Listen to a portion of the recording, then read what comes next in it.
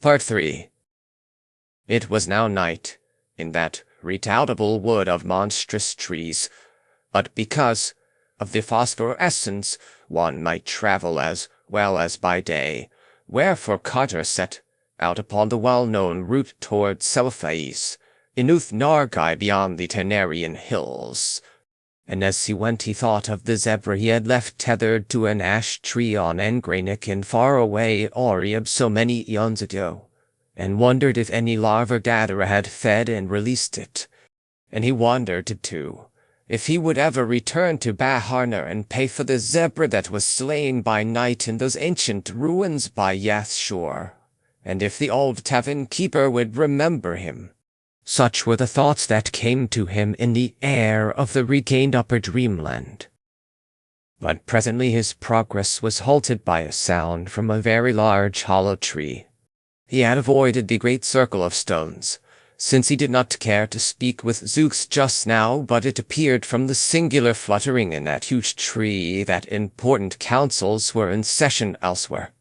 Upon drawing nearer he made out the accents of a tense and heated discussion, and before long became conscious of matters which he viewed with the greatest concern. For a war on the cats was under debate in that sovereign assembly of Zooks.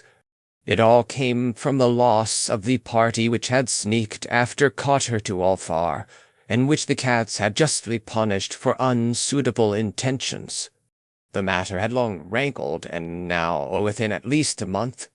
the marshaled Zoogs were about to strike the whole feline tribe in a series of surprise attacks, taking individual cats or groups of cats unawares and giving not even the myriad cats of Alfar a proper chance to drill and mobilize. This was the plan of the Zooks, and Carter saw that he must foil it before leaving on his mighty quest. Very quietly, therefore, did Randolph Carter steal to the edge of the wood, and send the cry of the cat over the starlit fields. And a great grimalkin in a nearby cottage took up the burden and relayed it across leagues of rolling meadow to warriors large and small, black, gray, tiger, white, yellow, and mixed, and it echoed through Nur and beyond the sky, even into Alfar. And Alfar's numerous cats called in chorus and fell into a line of march. It was fortunate that the moon was not up, so that all the cats were on earth. Swiftly and silently leaping, they sprang from every hearth and housetop and poured in a great furry sea across the plains to the edge of the wood. Carter was there to greet them, and the sight of shapely, wholesome cats was indeed good for his eyes after the things he had seen and walked within the abyss. He was glad to see his venerable friend and one-time rescuer at the head of Alfar's detachment, a collar of rank around his sleek neck, and whispers bristling at a martial ankle. Better still, as a sub-lieutenant in that army was a brisk young fellow who proved to be none other than the very little kitten at the inn to whom Carter had given a saucer of rich cream on that long-vanished morning in Alfar. He was a strapping and promising cat now, and purred as he shook hands with his friend. His grandfather said he was doing very well in the army, and that he might well expect a captaincy after one more campaign. Carter now outlined the peril of the cat tribe, and was rewarded by deep-throated purrs of gratitude from all sides. Consulting with the generals, he prepared a plan of instant action which involved marching at once upon the Zook Council and other known strongholds of Zooks, forestalling their surprise attacks and forcing them to terms before the mobilization of their army of invasion. Thereupon, without a moment's loss, a great ocean of cats flooded the enchanted wood and surged around the council tree in the great stone circle. Flutterings rose to panic pitch as the enemy saw the newcomers, and there was very little resistance among the furtive and curious brown Zooks. They saw that they were beaten in advance, and turned from thoughts of vengeance to thoughts of present self-preservation. Half the cats now seated themselves in a circular formation with the captured Zooks in the center, leaving open a lane down which were marched the additional captives rounded up by the other cats in other parts of the wood. Terms were discussed at length, Carter acting as interpreter, and it was decided that the Zoogs might remain a free tribe on condition of rendering to the cats a large annual tribute of grouse, quail, and pheasants from the less fabulous parts of their forest. 12 young Zoogs of noble families were taken as hostages to be kept in the temple of the cats at Ulthar, and the victors made it plain that any disappearances of cats on the borders of the Zoog domain would be followed by consequences highly disastrous to Zooks. These matters disposed of, the assembled cats broke ranks and permitted the Zooks to slink off one by one to their respective homes, which they hastened to do with many a sullen backward glance. The old cat general now offered Carter an escort through the forest to whatever border he wished to reach, deeming it likely that the Zoogs would harbor dire resentment against him for the frustration of their warlike enterprise. This offer he welcomed with gratitude, not only for the safety it afforded, but because he liked the graceful companionship of cats. So in the midst of a pleasant and playful regiment, relaxed after the successful performance of its duty, Randolph Carter walked with dignity through that enchanted and phosphorescent wood of Titan trees,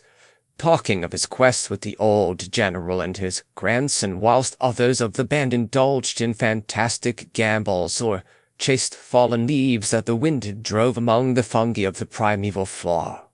And the old cat said that he had heard much of unknown Kadath in the cold waste, but did not know where it was. As for the marvelous Sunset City, he had not even heard of that, but would gladly relay to Carter anything he might later learn. He gave the seeker some passwords of great value among the cats of Dreamland, and commended him especially to the old chief of the cats in Selphase, whither he was bound. That old cat, already slightly known to Carter, was a dignified Maltese and would prove highly influential in any transaction. It was dawn when they came to the proper edge of the wood, and Carter bade his friends a reluctant farewell. The young sub-lieutenant he had met as a small kitten would have followed him had not the old general forbidden it, but that austere patriarch insisted that the path of duty lay with the tribe and the army. So Carter set out alone over the golden fields that stretched mysterious beside a willow-fringed river, and the cats went back into the wood. Well did the traveller know those garden lands that lie betwixt the wood and the Serenerian sea, and blithely did he follow the singing river Akranos that marked his course. The sun rose higher over gentle slopes of grove and lawn, and heightened the colors of the 1,000 flowers that starred each knoll and dingle. A blessed haze lies upon all this region, wherein is held a little more of the sunlight than other places hold, and a little more of the summer's humming music of birds and bees, so that men walk through it as through a fairy place, and feel greater joy and wonder than they ever afterward remember. By noon Carter reached the jasper terraces of Curran which slope down to the river's edge, and there that temple of loveliness wherein the king of Irakvad comes from his far realm on the twilight sea once a year in a golden palanquin to pray to the god of Akranos, who sang to him in youth when he dwelt in a cottage by its banks. All of Jasper is that temple, and covering an acre of ground with its walls and courts, its 7 pinnacled towers, and its inner shrine where the river enters through hidden channels and the gods sing softly in the night. Many times the moon hears strange music as it shines on those courts and terraces and pinnacles. But whether that music be the song of the god or the chant of the cryptical priests, none but the king of Irakvad may say, for only he has entered the temple or seen the priests. Now, In the drowsiness of day, that carven and delicate fane was silent, and Carter heard only the murmur of the great stream and the hum of the birds and bees as he walked onward under an enchanted sun. All that afternoon the pilgrim wandered on through perfumed meadows and in the lee of gentle riverward hills, bearing peaceful thatched cottages and the shrines of amiable gods carven from jasper or chrysopril. Sometimes he walked close to the bank of Alcranos and whistled to the sprightly and iridescent fish of that crystal stream, and at other times he paused amidst the whispering rushes and gazed up the great dark wood on the farther side, whose trees came down clear to the water's edge. In former dreams he had seen quaint lumbering buopoths come shyly out of that wood to drink, but now he could not glimpse any. Once in a while he paused to watch a carnivorous fish-catcher fishing bird, which it lured to the water by showing its tempting scales in the sun, and grasped by the beak with its enormous mouth as the winged hunter sought to dart down upon it. Toward evening he mounted a low grassy rise and saw before him flaming in the sunset the 1,000 gilded spires of Thran. Lofty beyond belief are the alabaster walls of that incredible city, sloping inward toward the top and wrought in one solid piece, by what means no man knows, for they are more ancient than memory. Yet lofty as they are with their 100 gates and 200 turrets, the clustered towers within, all white beneath their golden spires, are loftier still, so that men on the plain around see them soaring into the sky, sometimes shining clear, sometimes caught at the top in tangles of cloud and mist, and sometimes clouded lower down with their utmost pinnacles, blazing free above the vapors. And where Thran's gates open on the river are great wharves of marble, with ornate galleons of fragrant cedar and calamander riding gently at anchor, and strange bearded sailors sitting on casks and ballets with the hieroglyphs of far places. Landward beyond the walls lies the farm country, where small white cottages dream between little hills, and narrow roads with many stone bridges wind gracefully among streams and gardens. Down through this verdant land Carter walked at evening, and saw twilight float up from the river to the marvelous golden spires of Thran. And just at the hour of dusk he came to the southern gate, and was stopped by a red-robed sentry till he had told 3 dreams beyond belief, and proved himself a dreamer worthy to walk up Thran's steep mysterious streets and linger in bazaars where the wares of the ornate galleons were sold. Then into that incredible city he walked, through a wall so thick that the gate was a tunnel, and thereafter amidst curved and undulant ways winding deep and narrow between the heavenward towers. Lights shone through grated and balconied windows, and the sound of lutes and pipes stole timid from inner courts where marble fountains bubbled. Carter knew his way, and edged down through darker streets to the river, where at an old sea tavern he found the captains and seamen he had known in myriad other dreams.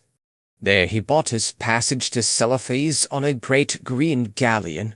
and there he stopped for the night after speaking gravely to the venerable cat of that inn, who blinked dozing before an enormous hearth and dreamed of old wars and forgotten gods. In the morning Carter boarded the galleon bound for Celephes, and sat in the prow as the ropes were cast off and a long sail down to the Serenerian sea began. For many leagues the banks were much as they were above Thran, with now and then a curious temple rising on the farther hills toward the right, and a drowsy village on the shore, with steep red roofs and nets spread in the sun. Mindful of his search, Carter questioned all the mariners closely about those whom they had met in the taverns of Celephes, asking the names and ways of the strange men with long, narrow eyes, long-lobed ears, thin noses, and Poitachins who came in dark ships from the north and traded onyx for the carved jade and spun gold and little red singing birds of Celephas. Of these men the settlers knew not much, save that they talked but seldom and spread a kind of awe about them. Their land, very far away,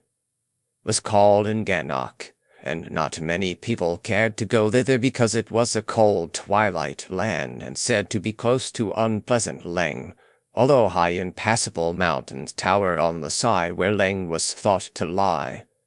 so that none might say whether this evil plateau with its horrible stone villages and unmentionable monastery were really there, or whether the rumor were only a fear that timid people felt in the night when those formidable barrier peaks loomed black against a rising moon.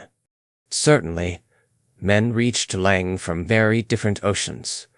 Of other boundaries of Ganok those sailors had no notion, nor had they heard of the cold waste and unknown Kadath save from vague unplaced report.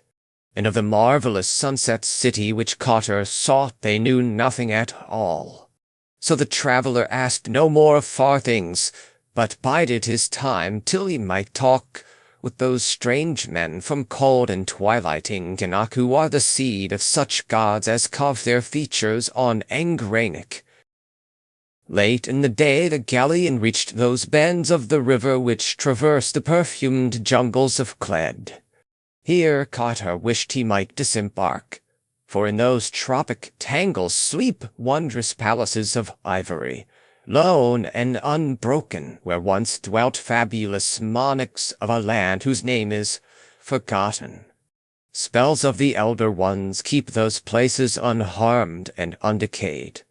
for it is written that there may one day be need of them again, and elephant caravans have glimpsed them from afar by moonlight, though none dares approach them closely because of the guardians to which their wholeness is due. But the ship swept on, and dusk hushed the hum of the day, and the first stars above blinked answers to the early fireflies on the banks as that jungle fell far behind, leaving only its fragrance as a memory that it had been. And all through the night that galleon floated on past mysteries unseen and unsuspected.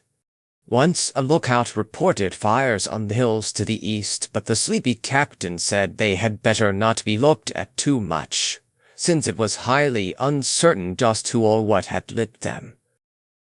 In the morning the river had broadened out greatly, and Carter saw by the houses along the banks that they were close to the vast trading city of Dreamlands on the Serenerian Sea.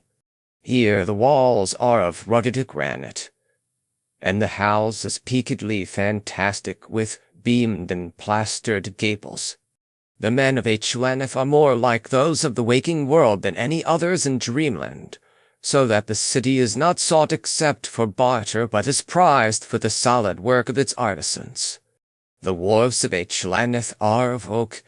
and there the galleon made fast while the captain traded in the taverns.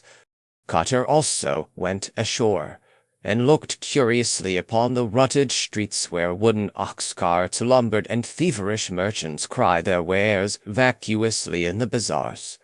The sea taverns were all close to the wharves on cobbled lanes salt with the spray of high tides, and seemed exceedingly ancient with their low black beamed ceilings and casements of greenish bull's-eye panes. Ancient sailors in those taverns talked much of distant ports, and told many stories of the curious men from twilight Ganok, but had little to add to what the seamen of the galleon had told. Then, at last, after much unloading and loading, the ship set sail once more over the sunset sea, and the high walls and gables of Dreamlands grew less,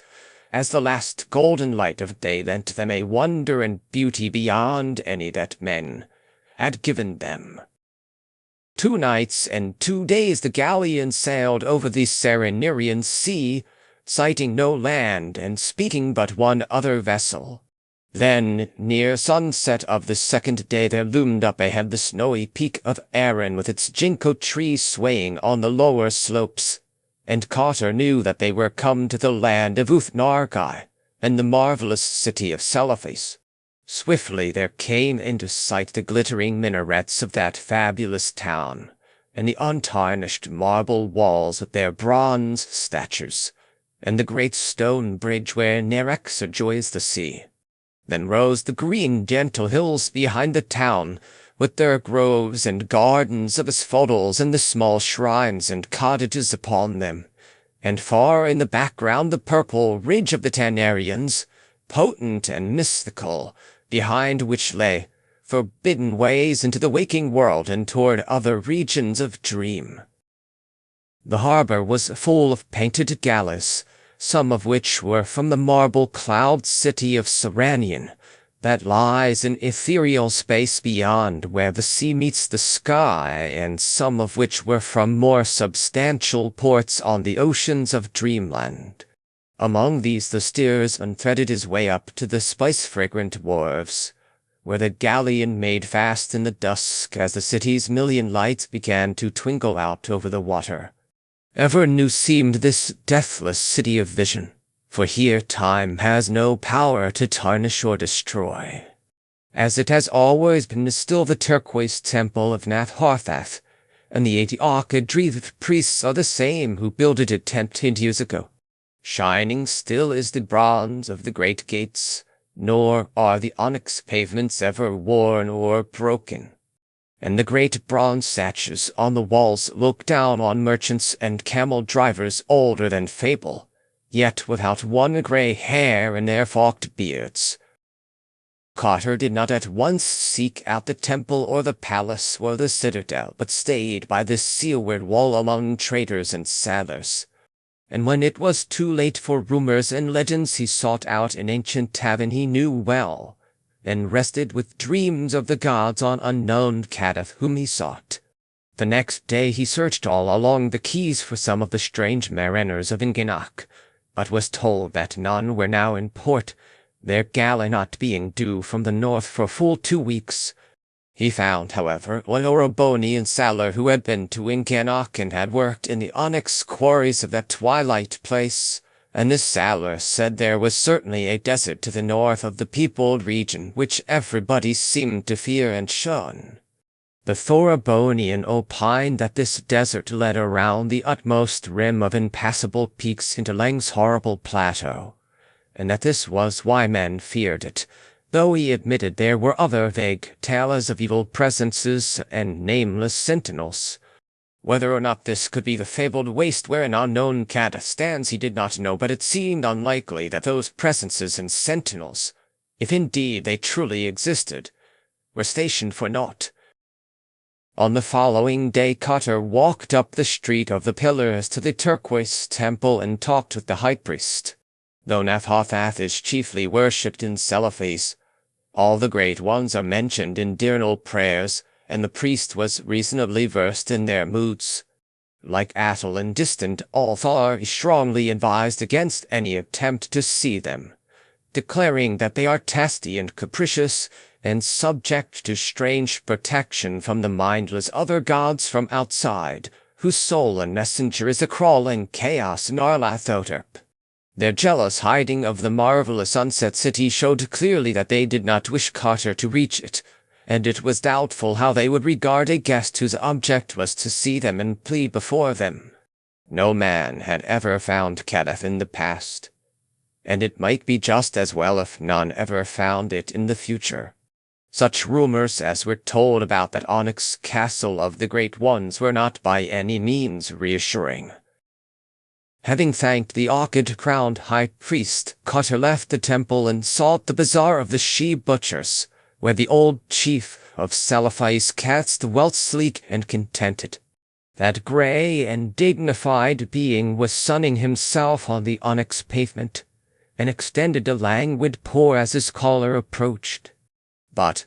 when Carter repeated the passwords and introductions furnished him by the old cat general of Althar, the furry patriarch became very cordial and communicative, and told much of the secret law known to cats on the seaward slopes of Uthnargai.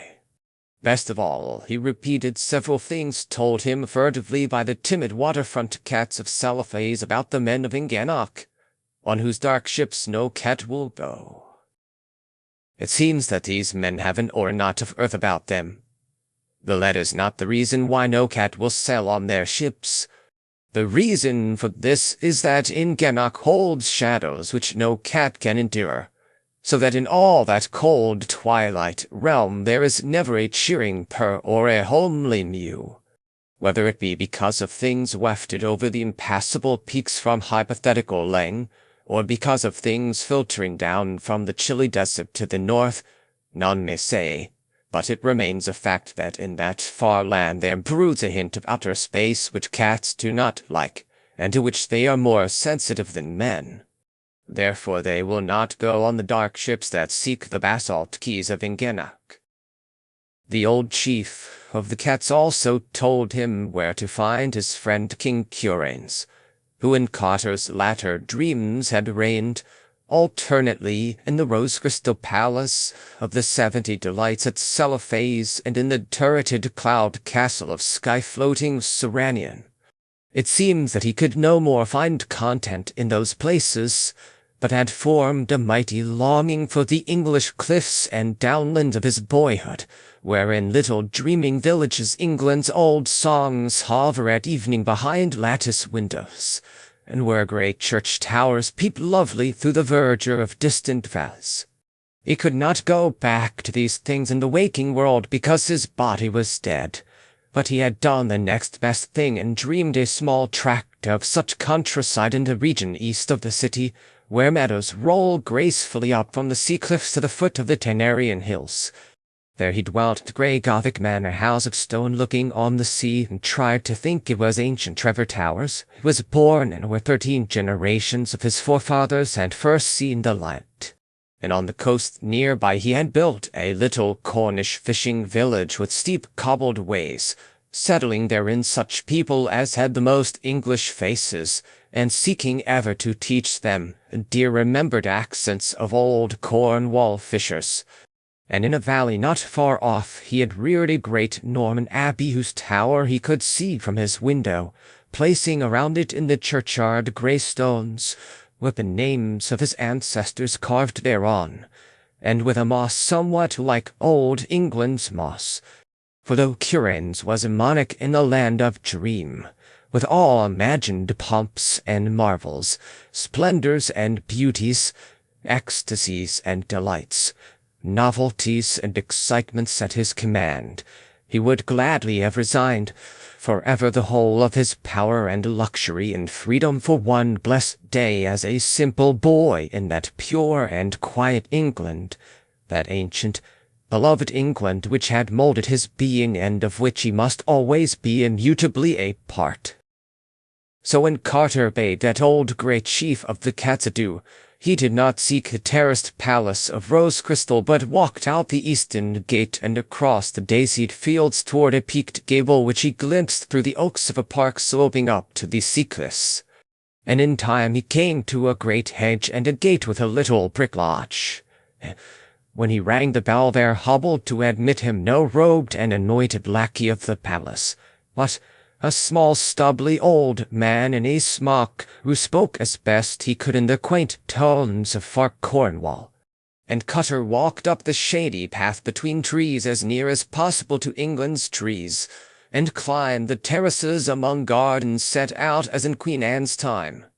At the door, flanked by stone cats in the old way, he was met by a whiskered butler in suitable livery, and was presently taken to the library where Curanes, Lord of Uthnar-Gai and the sky around Seranian, sat pensive in a chair by the window looking on his little seacoast village and wishing that his old nurse would come in and scold him because he was not ready for that hateful lawn party at the vicar's, with the carriage waiting and his mother nearly out of patience.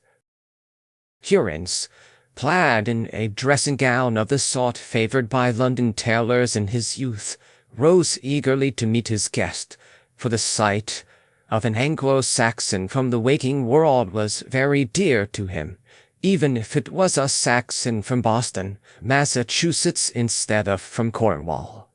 And for long they talked of old times, having much to say because both were old dreamers and well-versed in the wonders of incredible places.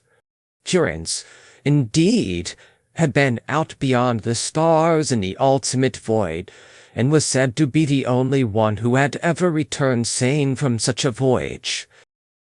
At length Carter brought up the subject of his quest, and asked of his host those questions he had asked of so many others. Curins did not know where Kadath was, or the marvelous Sunset City, but he did know that the Great Ones were very dangerous creatures to seek out, and that the other gods had strange ways of protecting them from impertinent curiosity. He had learned much of the other gods in distant parts of space, especially in that region where form does not exist, and colored gases study the innermost secrets. The violet gas Gak had told him terrible things of the crawling chaos Narlathotep, and had warned him never to approach the central void where the demon Sultan Azathoth gnaws hungrily in the dark. Altogether, it was not well to meddle with the Elder Ones, and if they persistently denied all access to the marvelous Sunset City, it were better not to seek that city. Curins furthermore doubted whether his guest would profit aught by coming to the city even were he to gain it. He himself had dreamed and yearned long years for lovely Cephais and the land of Uth-Nargai,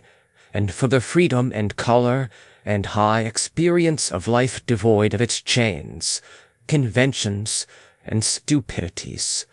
But now that he was come into that city and that land, and was the king thereof, he found the freedom and the vividness all too soon worn out and monotonous for want of linkage with anything firm in his feelings and memories. He was a king in Uth-Nargai, but found no meaning therein, and drooped always for the old, familiar things of England that had shaped his youth.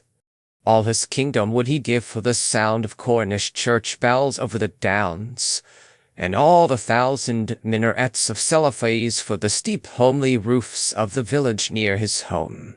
So he told his guest that the unknown Sunset City might not hold quite the content he sought, and that perhaps it had better remain a glorious and half-remembered dream. For he had visited Carter often in the old waking days, and knew well the lovely New England slopes that had given him birth. At the last he was very certain the seeker would long only for the early remembered scenes, the glow of Beacon Hill at evening, the tall steeples and winding hill streets of quaint Kingsport, the hoary gambrel roofs of ancient and witch-haunted Arkham, and the blessed miles of meads and valleys where stone walls rambled and white farmhouse gables peeped out from bowers of verdure. These things he told Randolph Carter, but still the seeker held to his purpose, and in the end they parted each with his own conviction, and Carter went back through the bronze gate into Cephais and down the street of the pillars to the old seawall, where he talked more with the mariners of far parts and waited for the dark ship from cold and twilight in Gannock, whose strange-faced sailors and onyx traders had in them the blood of the Great Ones. One starlight evening, when the Faroe shone splendid over the harbor, the longed-for ship put in, and strange-faced sailors and traders appeared one by one, and group by group in the ancient taverns along the sea-wall. It was very exciting to see again those living faces so like the godlike features on Engranic, but Carter did not hasten to speak with the silent seaman. He did not know how much of pride and secrecy and dim supernal memory might fill those children of the Great Ones, and was sure it would not be wise to tell them of his quest or ask too closely of that cold desert stretching north of their twilight land. They talked little with the other folk in those ancient sea taverns, but would gather in groups in remote corners and sing among themselves the haunting airs of unknown places, or chant long tallies to one another in accents alien to the rest of Dreamland. And so rare and moving were those airs and tallies, that one might guess their wonders from the faces of those who listened, even though the words came to common ears only as strange cadence and obscure melody. For a week the strange seamen lingered in the taverns and traded in the bazaars of Cephas, and before they sailed Carter had taken passage on their dark ship, telling them that he was an old onyx miner and wishful to work in their quarries. That ship was very lovely and cunningly wrought, being of teakwood with ebony fittings and traceries of gold, and the cabin in which the traveller lodged had hangings of silk and velvet. One morning at the turn of the tide the sails were raised and the anchor lifted, and as Carter stood on the high stern he saw the sunrise blazing walls and bronze statues and golden minarets of ageless Cephas sink into the distance, and the snowy peak of Mount Erin grow smaller and smaller. By noon there was nothing in sight save the gentle blue of the Serenerian Sea, with one painted galley afar off, bound for that cloud-hung realm of Serenian where the sea meets the sky. And night came with gorgeous stars, and the dark ship steered for Charles Wayne and the Little Bear as they swung slowly round the pole, and the sailors sang strange songs of unknown places, and then stole off one by one to the forecastle, while the wistful watchers murmured old chants and leaned over the rail to glimpse the luminous fish playing in bowers beneath the sea. Carter went to sleep at midnight, and rose in the glow of a young morning, marking that the sun seemed farther south than was its wont. And all through that second day he made progress in knowing the men of the ship, getting them little by little to talk of their cold twilight land, of their exquisite onyx city, and of their fear of the high and impassable peaks beyond which Lane was said to be. They told him how sorry they were that no cats would stay in the land of Inganok, and how they thought the hidden nearness of Lang was to blame for it. Only of the stony desert to the north they would not talk. There was something disquieting about that desert, and it was thought expedient not to admit its existence. On later days they talked of the quarries in which Carter said he was going to work. There were many of them, for all the city of Inganok was builded of onyx, whilst great polished blocks of it were traded in Rinna, Agrafan, and Cephas, and at home with the merchants of Rar, Ilanek, and Kadatharan, for the beautiful wares of those fabulous ports. And far to the north, almost in that cold desert whose existence the men of Inganok did not care to admit, there was an unused quarry greater than all the rest, from which had been hewn in forgotten times such prodigious lumps and blocks that the sight of their chiseled vacancy struck terror to all who beheld. Who had mined those incredible blocks, and whither they had been transported, no man might say, but it was thought best not to trouble that quarry, around which such inhuman memories might conceivably cling. So it was left all alone in the twilight, with only the raven and the rumored shanpat bird to brood on its immensities. When Carter heard of this quarry he was moved to deep thought, for he knew from old tales that the Great One's castle atop unknown Kadath is of onyx. Each day the sun wheeled lower and lower in the sky, and the mists overhead grew thicker and thicker, and in 2 weeks there was not any sunlight at all, but only a weird grey twilight shining through a dome of eternal cloud by day, and a cold starless phosphorescence from the underside of that cloud by night.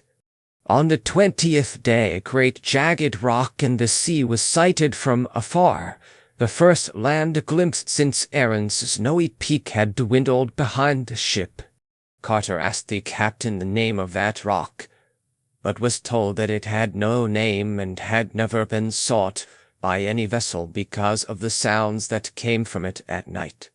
And when, after dark, a dull and ceaseless howling arose from that jagged granite place, the traveller was glad that no stop had been made, and that the rock had no name. The seamen prayed and chanted till the noise was out of earshot, and Carter dreamed terrible dreams within dreams in the small hours.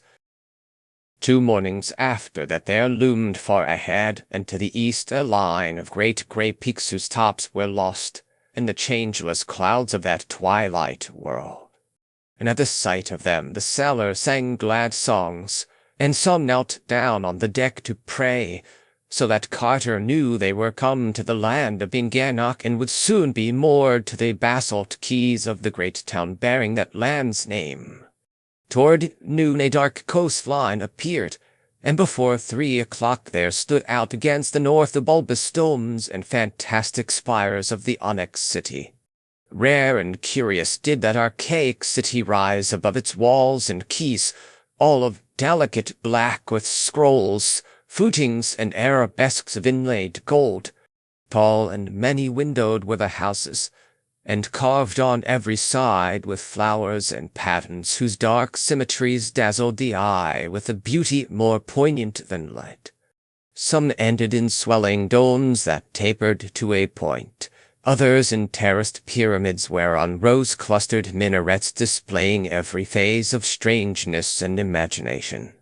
The walls were low, and pierced by frequent gates, each under a great arch rising high above the general level and capped by the head of a god, chiseled with that same skill displayed in the monstrous face on distant Engranic.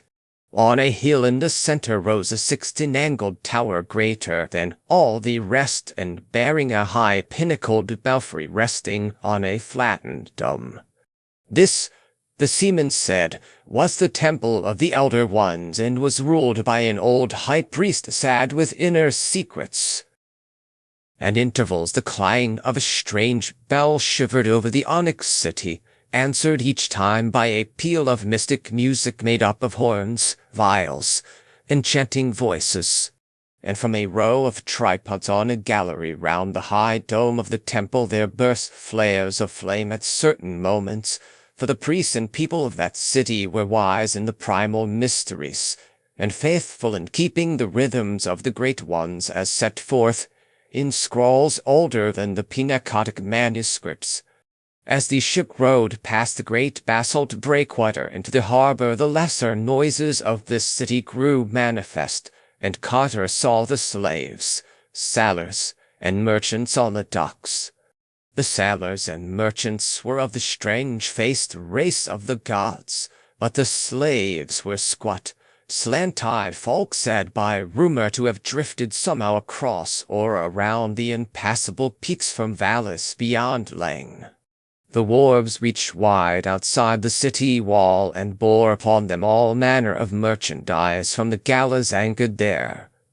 while at one end were great piles of onyx, both carved and uncarved, awaiting shipment to the far markets of Rinar, Ografin,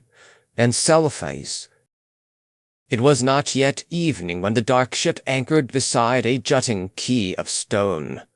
and all the sailors and traders filed ashore and through the arched gate into the city. The streets of that city were paved with onyx, and some of them were wide and straight, whilst others were crooked and narrow. The houses near the water were lower than the rest, and bore above their curiously arched doorways certain signs of gold said to be in honor of the respective small gods that favored each. The captain of the ship took Carter to an old sea tavern where flocked the mariners of quaint countries, and promised that he would next day show him the wonders of the Twilight City, and lead him to the taverns of the onyx miners by the northern wall. And evening fell, and little bronze lamps were lighted, and the sailors in that tavern sang songs of remote places. But when from its high tower the great bell shivered over the city, and a peal of the horns and viols and voices rose cryptical in answer thereto, all ceased their songs or tallies and bowed silent till the last echo died away. For there is a wonder and a strangeness on the twilight city of Inganoch, and then fear to be lax in its rites lest a doom and a vengeance lurk unsuspectedly close. Far in the shadows of that tavern Carter saw a squat form he did not like, for it was unmistakably that of the old slant-eyed merchant he had seen so long before in the taverns of Dylathleen, who was reputed to trade with the horrible stone villages of Lang which no healthy folk visit, and whose evil fires are seen at night from afar, and even to have dealt with that high priest not to be described, which wears a yellow silken mask over its face and dwells all alone in a prehistoric stone monastery. This man had seemed to show a queer gleam of knowing when Carter asked the traders of Dylathleen about the cold waste and Kadath, and somehow his presence in dark and haunted Ingannoch, so close to the wonders of the north, was not a reassuring thing. He slipped wholly out of sight before Carter could speak to him, and sailors later said that he had come with a yak caravan from some point not well determined, bearing the colossal and rich-flavored eggs of the rumored Shantek bird to trade for the dexterous jade goblets that merchants brought from Ilonuk. On the following morning the ship captain led Carter through the onyx streets of Ingannoch, dark under their twilight sky. The inlaid dolls and figured house fronts,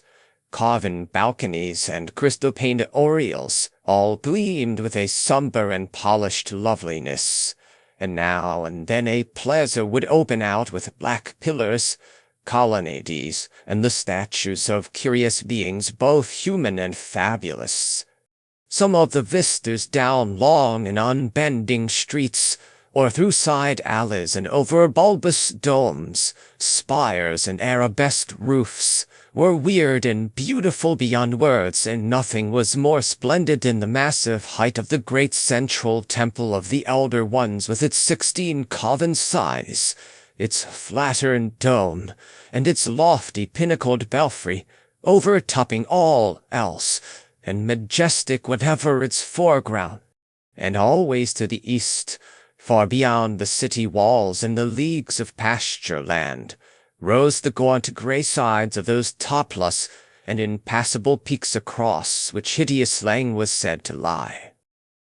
The captain took Carter to the mighty temple, which is set with its walled garden in a great round plaza whence the streets go as spokes from a wheel's hub.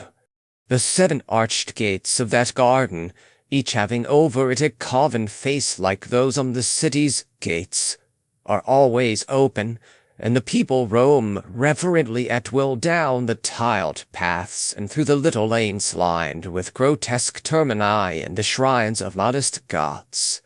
And there are fountains, pools, and basins there to reflect the frequent blaze of the tripods on the high balcony, all of onyx and having in them small luminous fish taken by divers from the lower bowers of ocean. When the deep clang from the temple's belfry shivers over the garden and the city, and the answer of the horns and viols and voices peals out from the 7 lodges by the garden gates, there issue from the 7 dolls of the temple long columns of masked and hooded priests in black, bearing at arm's length before them great golden bowls from which a curious steam rises. And all the 7 columns strut peculiarly in single file, legs thrown far forward without bending the knees, down the walks that lead to the 7 lodges, wherein they disappear and do not appear again. It is said that subterranean paths connect the lodges with the temple, and that the long files of priests return through them. Nor is it unwhispered that deep flights of onyx steps go down to mysteries that are never told. But only a few are those who hint that the priests in the masked and hooded columns are not human priests. Carter did not enter the temple, because none but the veiled king is permitted to do that. But before he left the garden the hour of the bell came, and he heard the shivering clang deafeningly above him, and the wailing of the horns and viols and voices loud from the lodges by the gates. And down the 7 great walks stalked the long files of bowl-bearing priests in their singular way, giving to the traveler a fear which human priests do not often give. When the last of them had vanished, he left that garden, noting as he did so a spot on the pavement over which the bulls had passed. Even the ship captain did not like that spot, and hurried him on toward the hill whereon the veiled king's palace rises, many-domed and marvelous. The ways to the onyx palace are steep and narrow, all but that broad curving one where the king and his companions ride on yaks or in yak-drawn chariots. Carter and his guide climbed up an alley that was all steps between inlaid walls bearing strange signs in gold, and under balconies and oriels whence sometimes floated soft strains of music or breaths of exotic fragrance. Always ahead loomed those Titan walls, mighty buttresses, and clustered and bulbous domes for which the veiled king's palace is famous, and at length they passed under a great black arch and emerged in the gardens of the monarch's pleasure. There Carter paused in faintness at so much of beauty, for the onyx terraces and colonnaded walks, the gay parterres and delicate flowering trees espaliered to golden lattices, the brazen urns and tripods with cunning bas-reliefs, the pedestaled and almost breathing statues of veined black marble, the basalt-bottomed lagoons and tiled fountains with luminous fish, the tiny temples of the iridescent singing birds atop carven columns, the marvelous scrollwork of the great bronze gates, and the blossoming vines trained along every inch of the polished walls, all joined to form a sight whose loveliness was beyond reality and half fabulous even in the land of dream. There it shimmered like a vision under that grey twilight sky, with the domed and fretted magnificence of the palace ahead,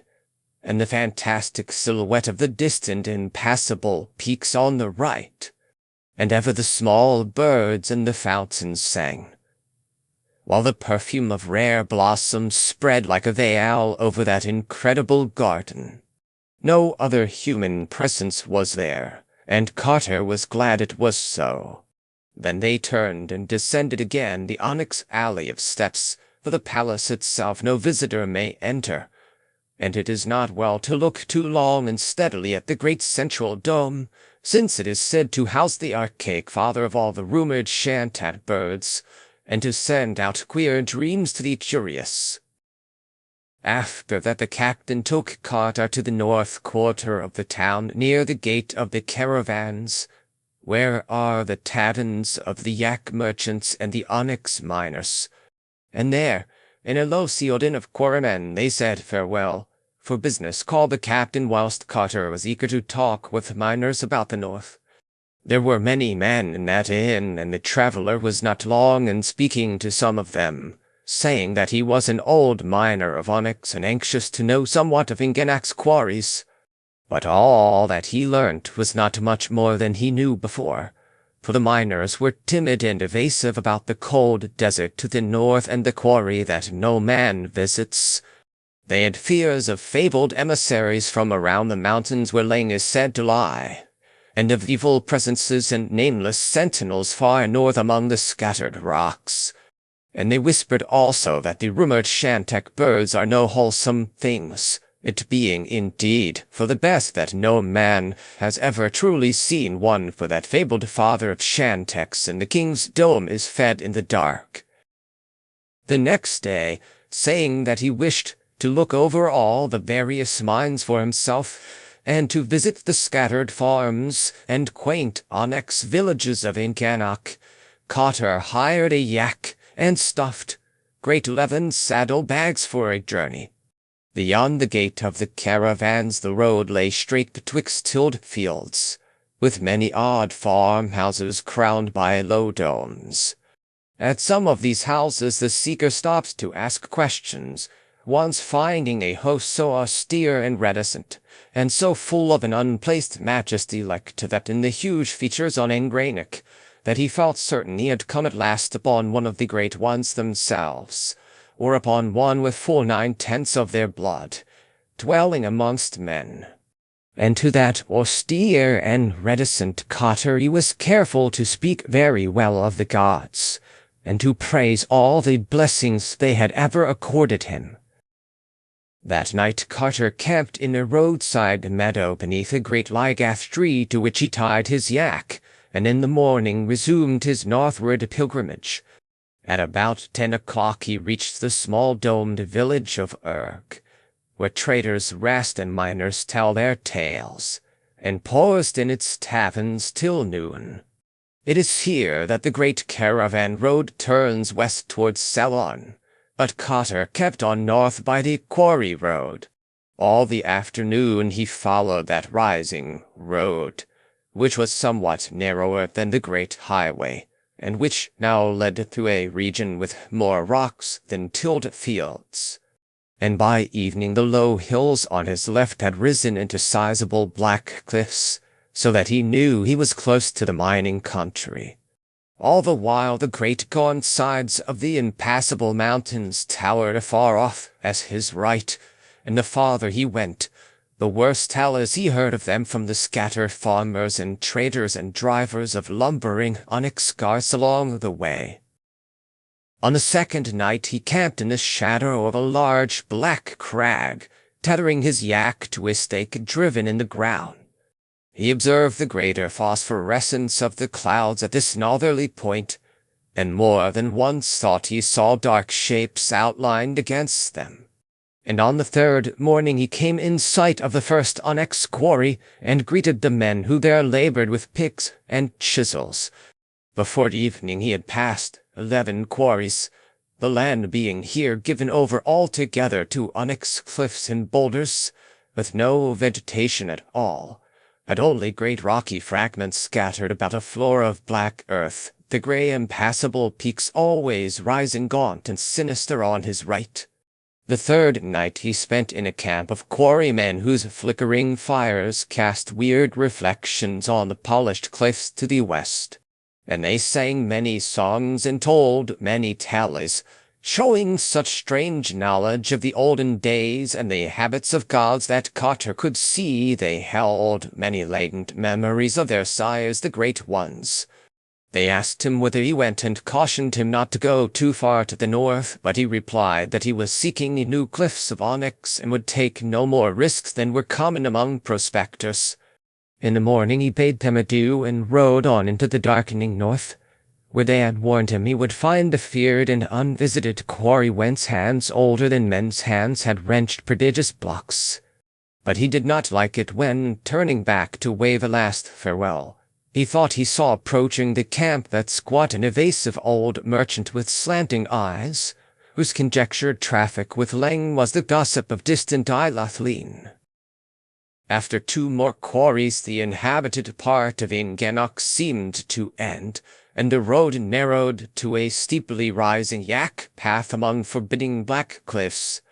Always on the right towered the gaunt and distant peaks, and as Carter climbed farther and farther into this untraversed realm he found it grew darker and colder. Soon he perceived that there were no prints of feet or hooves on the black path beneath, and realized that he was indeed come into strange and deserted ways of elder time. Once in a while a raven would croak far overhead, and now and then a flapping behind some vast rock would make him think uncomfortably of the rumored Shantak bird. But in the main he was alone with his shaggy steed, and it troubled him to observe that this excellent yak became more and more reluctant to advance, and more disposed to snort affrightedly at any small noise along the route. The path now contracted between sable and glistening walls, and began to display an even greater steepness than before. It was a bad footing, and the yak often slipped on the stony fragments strewn thickly about. In 2 hours Carter saw ahead a definite crest, beyond which was nothing but dull grey sky, and blessed the prospect of a level or downward course. To reach this crest, however, was no easy task, for the way had grown nearly perpendicular, and was perilous with loose black gravel and small stones. Eventually Carter dismounted and led his dubious yak, pulling very hard, when the animal balked or stumbled, and keeping his own footing as best he might. Then suddenly he came to the top and saw beyond, and gasped at what he saw. The path indeed led straight ahead and slightly down, with the same lines of high natural walls as before, but on the left hand there opened out a monstrous space, vast acres in extent, where some archaic power had riven and rent the native cliffs of onyx in the form of a giant's quarry. Far back into the solid precipice ran that cyclopean gouge, and deep down within earth's bowels its lower delvings yawned. It was no quarry of man, and the concave sides were scarred with great squares yards wide, which told of the size of the blocks once hewn by nameless hands and chisels. High over its jagged rim huge ravens flapped and croaked, and vague whirrings in the unseen depths told of bats or urhags or less mentionable presences haunting the endless blackness. There Carter stood in the narrow way amidst the twilight, with the rocky path sloping down before him, tall onyx cliffs on his right that led on as far as he could see, and tall cliffs on the left chopped off just ahead to make that terrible and unearthly quarry. All at once the yak uttered a cry and burst from his control, leaping past him and darting on in a panic till it vanished down the narrow slope toward the north. Stones kicked by its flying hoofs fell over the brink of the quarry and lost themselves in the dark without any sound of striking bottom, but Carter ignored the perils of that scanty path as he raced breathlessly after the flying steed. Soon the left-hand cliffs resumed their course, making the way once more a narrow lane, and still the traveler leaped on after the yak, whose great wide prints told of its desperate flight. Once he thought he heard the hoofbeats of the frightened beast, and doubled his speed from this encouragement. He was covering miles, and little by little the way was broadening in front till he knew he must soon emerge on the cold and dreaded desert to the north. The gaunt grey flanks of the distant impassable peaks were again visible above the right-hand crags, and ahead were the rocks and boulders of an open space which was clearly a foretaste of the dark and limitless plain. And once more those hoofbeats sounded in his ears, plainer than before, but this time giving terror instead of encouragement, because he realized that they were not the frightened hoofbeats of his fleeing yak. These beats were ruthless and purposeful, and they were behind him. Carter's pursuit of the yak became now a flight from an unseen thing, for though he dared not glance over his shoulder, he felt that the presence behind him could be nothing wholesome or mentionable. His yak must have heard or felt it first, and he did not like to ask himself whether it had followed him from the haunts of men or had floundered up out of that black quarry pit. Meanwhile the cliffs had been left behind, so that the oncoming night fell over a great waste of sand and spectral rocks wherein all paths were lost. He could not see the hoofprints of his yak, but always from behind him there came that detestable clopping, mingled now and then with what he fancied were titanic flappings and whirrings. That he was losing ground seemed unhappily clear to him, and he knew he was hopelessly lost in this broken and blasted desert of meaningless rocks and untraveled sands. Only those remote and impassable peaks on the right gave him any sense of direction, and even they were less clear as the gray twilight waned and the sickly phosphorescence of the clouds took its place.